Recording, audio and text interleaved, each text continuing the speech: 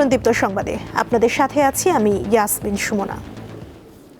সাবেক সেনা কর্মকর্তা লেফটেন্যান্ট জেনারেল অবসরপ্রাপ্ত মাসুদ উদ্দিন চৌধুরী ও লেফটেন্যান্ট জেনারেল অবসরপ্রাপ্ত শেখ মামুন খালেদকে গ্রেফতার দেখিয়ে 7 এপ্রিল আন্তর্জাতিক অপরাধ ট্রাইব্যুনালে হাজির করার নির্দেশ দিয়েছে আদালত। আজ প্রসিকিউশনের আবেদনের পরিপ্রেক্ষিতে ট্রাইব্যুনাল 2 এই আদেশ দিয়েছে। জুলাই গণঅভ্যুত্থানে ফেনীতে হত্যা মামলায় মাসুদ উদ্দিন চৌধুরীকে এবং গুমের মামলায় শেখ মামুন খালেদকে গ্রেফতার দেখানোর আবেদন করে ট্রাইব্যুনালের প্রসিকিউশন। সেনা সমর্থিত 111 সরকারের সময় বেশ আলোচনায় ছিলেন শেখ মামুন খালেদ ও মাসুদ উদ্দিন চৌধুরী। মামুন খালেদ ডিজিএফআই এর সাবেক মহাপরিচালক। সম্প্রতি তাদেরকে গ্রেফতার করেছে পুলিশ।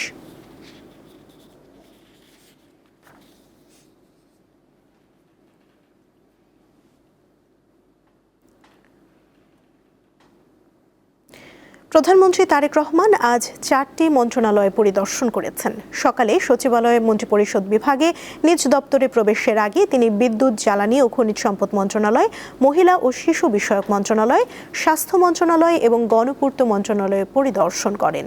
এ সময় প্রধানমন্ত্রী মন্ত্রণালয় সংশ্লিষ্টদের সাথে কথা বলেন এবং তাদের কাজের খবর নেন।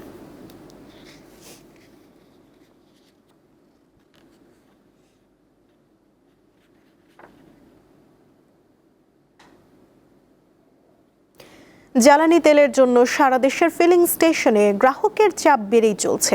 রাজধানী, জেলা, উপজেলার সর্বত্র প্রায় একই অবস্থা। যানবাহনের সারি অলিতে গলিতেও ছড়িয়ে পড়ছে।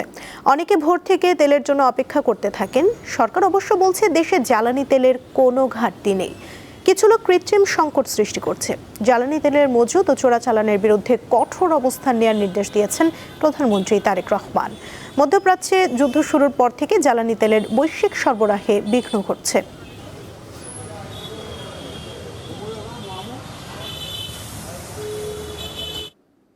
জ্বালানি তেলের খবর নিয়ে রাজশাহী থেকে যোগ দিচ্ছেন সহকর্মী ইউসুফ আদনান। কথা বলবো তার সঙ্গে। আদনান, রাজশাহীর পাম্পগুলোতে জ্বালানি তেলের সরবরাহ কেমন রয়েছে জানাবেন। সুমনা, আমরা ঈদের আগেও রাজশাহীর যে ফিলিং স্টেশনগুলো রয়েছে সেগুলোতে আমরা জ্বালানি তেলের সংকট লক্ষ্য করেছি। তবে ঈদের পরের দিন থেকে এই সংকট আরও চরম আকার ধারণ করেছে। রাজশাহী মহানগরীর যে সকল পাম্প রয়েছে এই সকল পাম্পগুলোতে আমরা দেখেছি সপ্তাহে 2-1 দিন তেল বিক্রয় করছে। এছাড়া পাম্পগুলোতে দড়ি টাঙিয়ে তেল নাই এরকমভাবে তারা বলছেন। আমি আজকে সকালে এই মুহূর্তে রয়েছি রাজশাহী মহানগরীর নয়ান পেট্রোল পাম্পে। এই পাম্পে আমরা দেখেছি যে সকাল থেকে দীর্ঘ লাইনে দাঁড়িয়ে গ্রাহকরা তেলের জন্য অপেক্ষা করছেন এবং এখানে আমরা পুলিশ প্রশাসনের লোকও দেখেছি, তারাও আসলে চেষ্টা করছে যে সঠিকভাবে যাতে তেল বিতরণ করা যায়। আমরা কিছুক্ষণ আগে দেখেছিলাম রাজশাহীর নির্বাহী ম্যাজিস্ট্রেট এখানে এসেছিলেন, এই পাম্পে এসে নির্দেশনা দিয়ে গেছেন যে সকল মোটর বাইকের চালক রয়েছেন যাদের হেলমেট রয়েছে, ড্রাইভিং লাইসেন্স এবং রেজিস্ট্রেশন কার্ড রয়েছে তাদেরকে শুধুমাত্র তেল দেওয়ার নির্দেশনা দিয়ে তিনি চলে গেছেন। তবে এখানে যারা তেল নিতে গ্রাহকরা এসেছেন তারা 6 থেকে 7 ঘন্টা দাঁড়িয়ে থেকেও তারা আসলে ফিলিং স্টেশনের কাছে আসতে পারেনি। অনেকে আবার তেল পেয়েছেন, হতাশ হয়ে অনেকেও এখান থেকে চলে গেছেন। এ বিষয়ে আমরা কথা বলেছিলাম রাজশাহী জেলা পেট্রোল পাম্পের যে অনার্স অ্যাসোসিয়েশন রয়েছে তার সাধারণ সম্পাদক শিমুলের সঙ্গে। তিনি বলছেন যে আসলে তাদের যে চাহিদা রয়েছে ডিপু থেকে সে চাহিদার তুলনায় অনেক কম তারা তেল পাচ্ছেন। 70 থেকে 75% তেল তারা চাহিদা দিলেও তারা পাচ্ছে হচ্ছে 40 থেকে 50% তেল। সে কারণে তারা আসলে পর্যাপ্ত তেল না পাওয়া হয় আসলে গ্রাহকদের তেল দিতে পারছেন না। এই কারণে সংকটটা হচ্ছে বলে তিনি জানিয়েছেন। আসলে এই ছিল আমার কাছে রাজশাহী থেকে সর্বশেষ খবর। সুমনা। আদনান, ধন্যবাদ আপনাকে। গাইবান্ধার চরাঞ্চলে মরিচ চাষ করে লাভবান হচ্ছেন কৃষকরা। সেখানকার মরিচের ঝাঁজ ছড়িয়ে পড়ছে বিভিন্ন জেলায়। তবে দাম নিয়ে কিছুটা অসন্তুষ্ট চাষিরা। গাইবান্ধার যমুনা, ব্রহ্মপুত্র ও তিস্তার বুক জুড়ে 165টি চর রয়েছে। ছোট বড় এসব চরে চাষ হচ্ছে কাঁচামরিচ। বিস্তীর্ণ বালুমাটি এখন সবুজ মরিচে ভরা, যা কৃষকদের নতুন সম্ভাবনা খুলে দিয়েছে। এবছর আবহাওয়া অনুকূলে থাকায় মরিচের ফলন ভালো হয়েছে।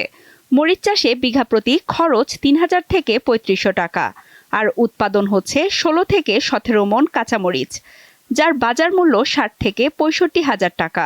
মরিচ মোটামুটি খুব ভালো মরিচ হয়েছে, নাহলে তো 15-16 মণ মরিচ ওটা কাঁচায় তো বেচার মরিচ খুব ভালো মরিচ হয়েছে। মরিচ ভালো হয়েছে। আমরা শহরের মানুষ এই মরিচের আবাদ, ভুট্টার আবাদ এলেই করি। ফসল এবার ভালো হয়েছে। সার বিষের দাম বাজার পামো কি না পামো, মরিচের দাম যেন আমরা ভালো মতন পাই। জেলা কৃষি সম্প্রসারণ অধিদপ্তরের তথ্য মতে এবছর 1970 হেক্টর জমিতে মরিচ চাষ হয়েছে। এবারে আমাদের মরিচের অর্জন 1970 হেক্টর। বর্তমানে মরিচের কর্তন চলমান, যে ফলন আসছে আমাদের কৃষি সম্প্রসারণ অধিদপ্তর থেকে আমাদের উপসহকারী কৃষি কর্মকর্তাগণ কৃষকের সার্বক্ষণিক পরামর্শ এবং সার বীজ সহ আবহাওয়া অনুকূলে থাকায় কৃষক খুব ভালো ফলন পেয়েছে। কৃষকদের সরকারিভাবে সহযোগিতা করা গেলে চরের মরিচ চাষ দেশের অর্থনীতিতে বিশেষ ভূমিকা রাখবে বলে মনে করছেন সংশ্লিষ্টরা।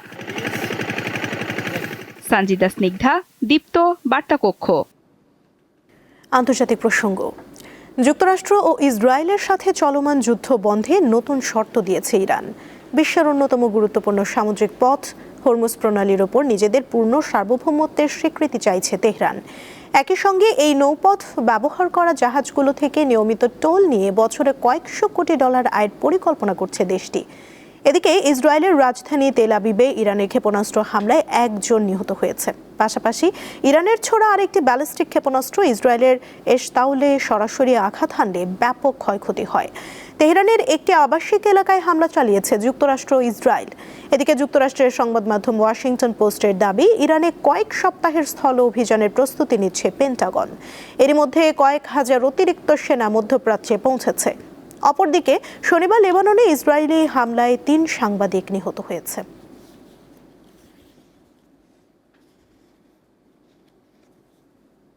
যুক্তরাষ্ট্রের প্রেসিডেন্ট ডোনাল্ড ট্রাম্পের বিরুদ্ধে ব্যাপক বিক্ষোভ শুরু হয়েছে। স্থানীয় সময় শনিবার Washington DC, new York, Los Angeles সহ দেশটির প্রায় সব বড় শহরেই নো কিংস শিরোনামের আন্দোলনে হাজার হাজার মানুষ অংশ নেয়। ইরানে যুদ্ধ, কেন্দ্রীয় অভিবাসন আইন কার্যকর এবং জীবনযাত্রার ক্রমবর্ধমান ব্যয়ের প্রতিবাদে এই আয়োজন বলে জানান বিক্ষোভকারীরা। লস অ্যাঞ্জেলেসে বিক্ষোভ চলাকালে সহিংসতার ঘটনা ঘটেছে। বিভিন্ন শহরে বেশ কয়েকজন বিক্ষোভকারীকে গ্রেফতার করা হয়েছে।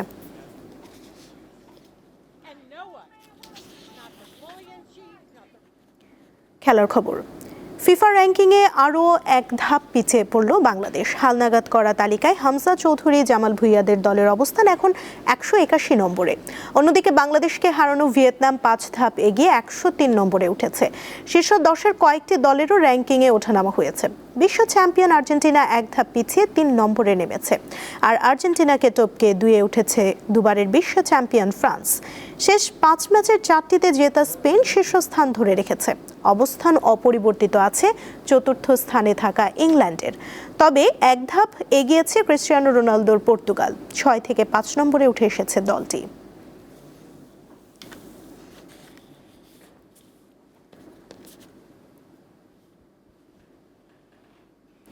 এই ছিল এখনকার মতো। পরবর্তী সংবাদ বিকেল 5টায় দেখার আমন্ত্রণ রইল। এছাড়া আরও তথ্য পেতে যুক্ত থাকুন দীপ্ত ডিজিটাল প্ল্যাটফর্মের সাথে। ধন্যবাদ সবাইকে।